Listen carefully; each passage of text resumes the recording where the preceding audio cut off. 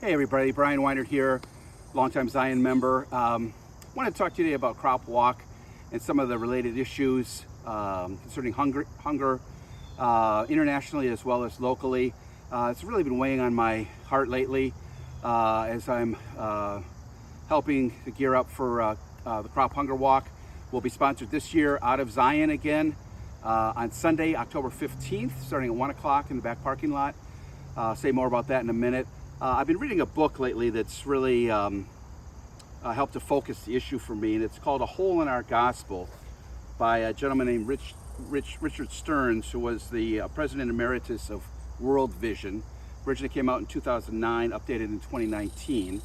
Some information in the book that was kind of troubling to me, and I think it's just important for us as American Christians to know about it. First of all, there are about 8 billion people in the world today, and of that 8 billion, 1 billion are chronically malnourished or starving, which means 1 out of 8 people, 12.5% of the world's population, think of that, 12.5% of the world's population is either chronically malnourished or starving right now.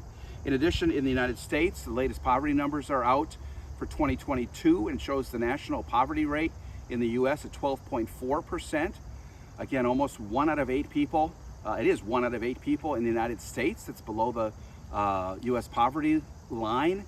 And that number is even higher for senior citizens. So there's a reality we need to face here as we look to addressing hunger issues locally and around the world. I wanted to quote from the book from Richard Stearns.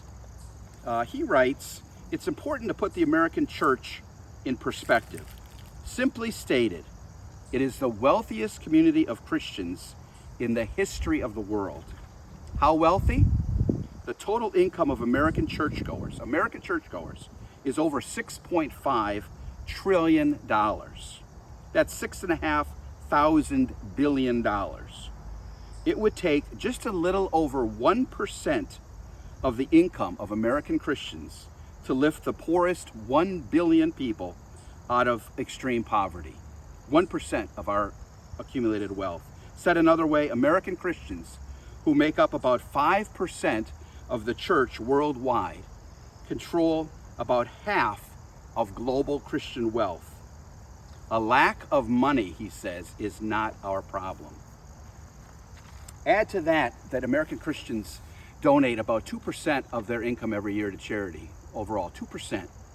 Of that 2%, about 2% of that is actually given to international poverty issues and global hunger. So 2% of 2%, he points out, that ends up being about 6 cents per American Christian per day to support the rest of the world. 6 cents a day. I'm not trying to use this information to make us feel guilty, but I want to express to you the power that we have as American Christians to change the world. We have unprecedented power and wealth. And from my perspective, it's time we start using that power, which is where how the Crop Hunger Walk comes in. The walk on October 15th, 75% of what's raised goes to international hunger relief, 25% stays local here in Washtenaw County, supporting organizations fighting hunger, including our own Fed Up Ministries, Hope Clinic, and others. We have a great opportunity in this walk to be a witness to our families, to our community, to the larger world, that we as Christians care and want to make a difference. This is a way for us to do that. The walk itself provides an opportunity for us to be out in the streets of Ann Arbor, showing our community that people of faith are committed to care for those less fortunate. So I encourage you to find a way to engage with this. This is just too important for us to leave behind.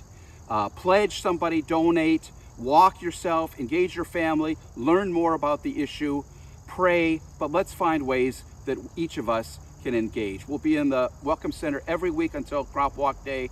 You can donate online, Ann Arbor Crop Hunger Walk, find Zion's team and donate there as well. So thanks again, everyone, and please consider how you might help.